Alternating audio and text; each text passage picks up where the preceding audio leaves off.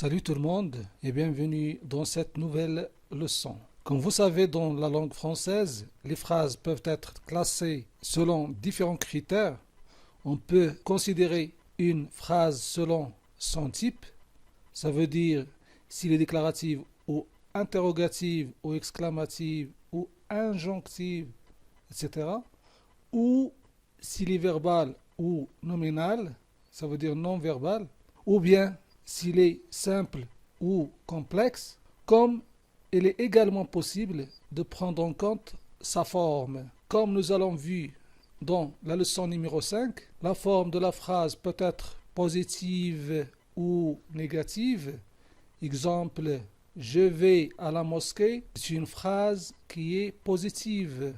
Je ne traverse pas la route sans voir à gauche et à droite, c'est une phrase négative. Comme on a vu dans la leçon numéro 6, la forme de la phrase peut être active ou passive. Donc, s'il est actif, comme on a vu, s'il est actif, le sujet est actif, c'est lui qui actionne sur le complément. S'il est passif, le sujet subit l'action. Exemple, je prends mon petit déjeuner. Donc, c'est moi qui prends mon petit déjeuner. Donc, la phrase est active, est à la forme active. Le petit déjeuner est pris par mon petit-fils. Donc, le petit déjeuner a subi l'action. Donc, c'est une phrase à la forme passive. Dans cette leçon, la leçon numéro 7, nous allons voir la forme personnelle et impersonnelle de la phrase. Et dans la leçon prochaine, si Dieu le veut bien sûr, nous allons voir la forme neutre et la forme emphatique de la phrase.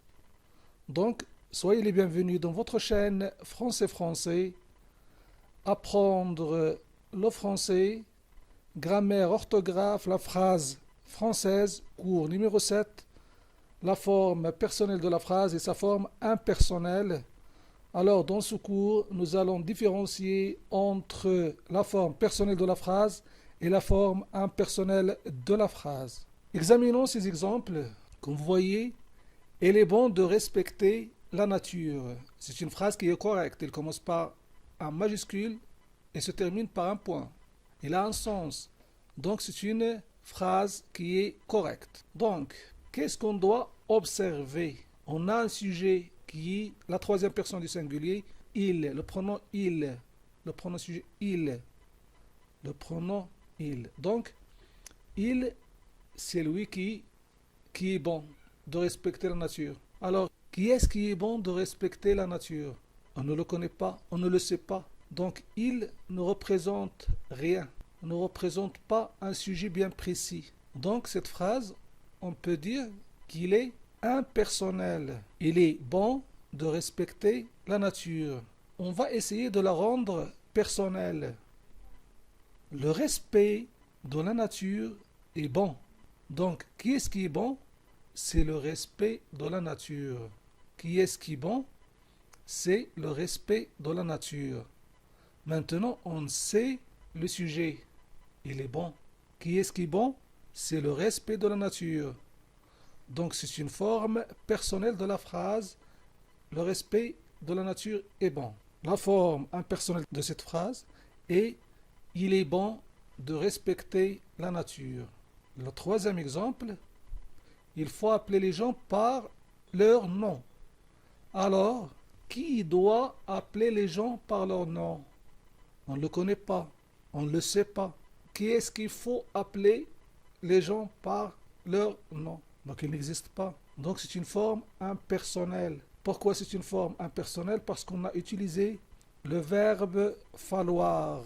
Donc, c'est dans une nouvelle leçon qu'on va bien préciser les verbes impersonnels, à la forme impersonnelle.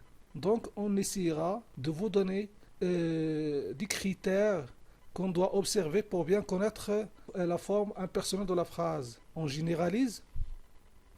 Pour reconnaître une phrase de forme impersonnelle, on doit observer si son verbe est conjugué à la troisième personne du singulier. Comme on doit observer aussi si le pronom sujet il ou bien plus rarement C apostrophe, ne représentant rien ni personne. Donc, il ne représente personne, ne représente aucune autre chose.